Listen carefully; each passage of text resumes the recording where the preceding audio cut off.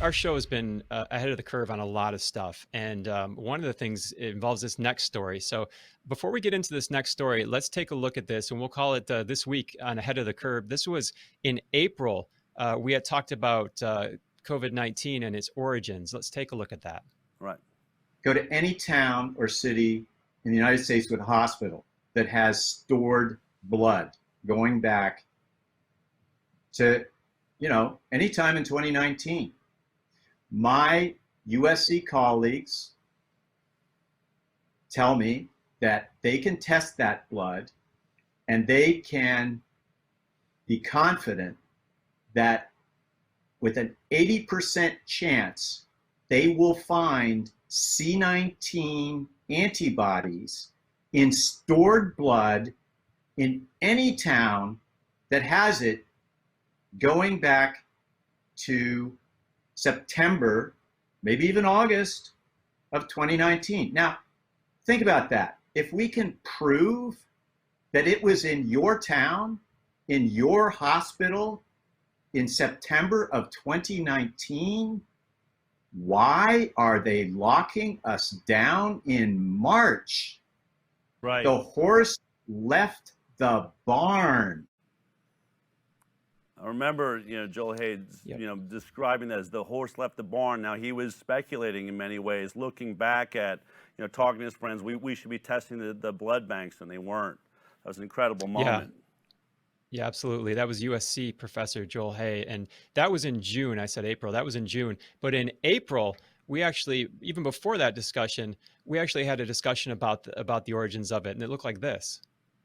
Is it possible that we had COVID-19 before it was even announced in China? So many discussions, doctors in Italy saying, we were treating patients, all the way back in November, that had this illness we couldn't describe.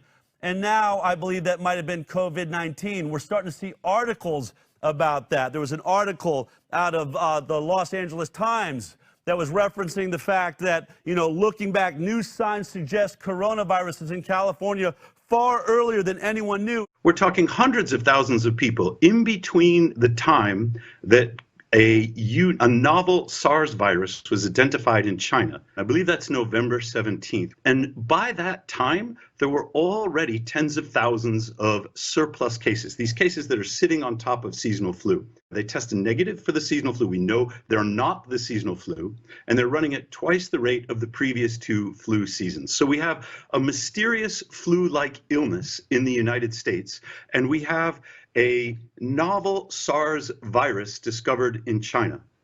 For the next 6 weeks, people are transiting back and forth. They're coming from China on flights, tens of thousands of people a week.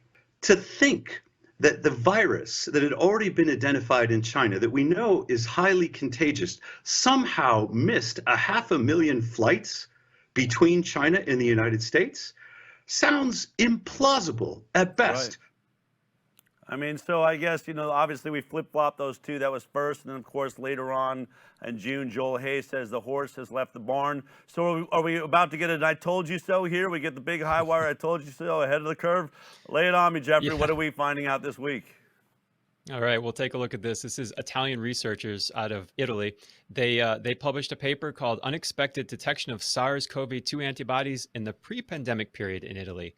So what they wrote was, this is what they investigated. We investigated the presence of SARS-CoV-2 receptor binding domain specific antibodies in blood samples of 959 asymptomatic individuals enrolled in a prospective lung cancer screening trial between September 2019 and March 2020 to track the date of onset, frequency, and temporal and geographic variations across the Italian regions. Now, remember, all they needed was to find one. So they wrote, Right. They go on to write, SARS-CoV-2 RBD specific antibodies were detected in 111 of 959. That's Wow. 11.6% individuals starting from September 2019, 14% with a cluster of positive cases greater than 30% in the second week of February in 2020, and the highest number, 53.2% in Lombardy. We know that's the hard hit region. They conclude by saying, this study shows an unexpected, very early circulation of SARS-CoV-2 among asymptomatic individuals in Italy several months before the first patient was identified and clarifies the onset and spread of the coronavirus disease 2019 COVID-19 pandemic. Finding SARS-CoV-2 antibodies in asymptomatic people before the COVID-19 outbreak in Italy may reshape the history of the pandemic. Bombshell stuff here. Man, that is gigantic, Jeffrey. I mean, there is no Wuhan laboratory. I mean, this entire story changes on that discovery. We have Wuhan lab. First case was what, November or something in China? And now Italy's saying before China all the way back in September. And that seems pretty robust, too, to have 11% of those tested in September, meaning if you're at 11% of a total random population, how long was it around before September that you got to 11% infected? Holy cow. And furthering this investigation, this isn't the first time we've heard of something like this coming out of Italy. Reuters in March was writing about this, and this was not really a study. This was more like word on the street. Italian scientists investigate possible earlier emergence of coronavirus. In there, they write, Adriano De Clari, an epidemiologist and medical statistics professor at the University of Milan, said there had been a significant increase in the number of people hospitalized for pneumonia and flu in the areas of Milan and Lodi between October and December last year. He told Reuters he could not give exact figures, but hundreds more people than usual have been taken to the hospital in the last 3 months of 2019 in those areas, two of Lombardy's worst hit cities, with pneumonia and flu-like symptoms, and some of those have died. And then we go to Harvard. Even Harvard was looking at it before the initial, wet market story we've been told. They were looking at internet traffic and basically hospital admissions. So analysis of hospital traffic and search engine data in Wuhan, China indicates earlier disease activity in the fall of 2019. They say, here we use previously validated data streams, satellite imagery of hospital parking lots, and Baidu search queries. That's their big search engine over there. It's like 75% of people use it, of disease-related terms to investigate this possibility. We observe an upward trend in hospital traffic and search volume beginning in late summer and early fall of 2019. What they were looking at were search engine terms of cough and diarrhea, and they were showing up after flu season when they usually show up, and there's upticks of them. They had these unusual upticks in the summer there and into the early fall, and they're plus with the satellite traffic. So you have some big evidence there to maybe rewrite the history of this. I mean, I remember when we did these shows about if this happened earlier, then that changes our entire concept of the spike. It shows us that the lockdowns, masking, everything came too late. This thing was already ubiquitous around the world.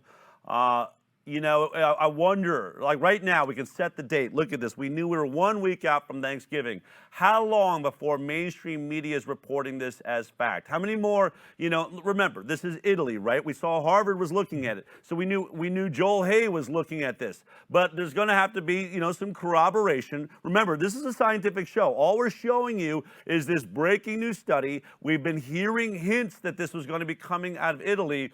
How long before we start hearing that this is fact and that we start testing blood banks here in America? I mean, this should happen immediately as far as I'm concerned. While we're all rushing to a vaccine and everything else, shouldn't we be figuring out when was this thing actually here? Because look what if it goes back to last year? Then that would explain the cross-reactive herd immunity that we already have. And it would tell us that this wasn't a deadly disease. Where was all the deaths back in the middle of the summer or last fall? I mean, depending on how far this actually goes back, this is a completely different story now. They have just burned the map.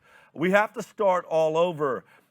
Is the government of the United States, is the mainstream news media ready to say all of the panic and hype that they put around this was wrong? We were wrong about the date this started, which we were wrong then about the location perhaps, and we were certainly wrong about the arcs that we have been, what does flattening the curve mean if you attempted to flatten the curve a half a year after this thing was already sweeping the planet?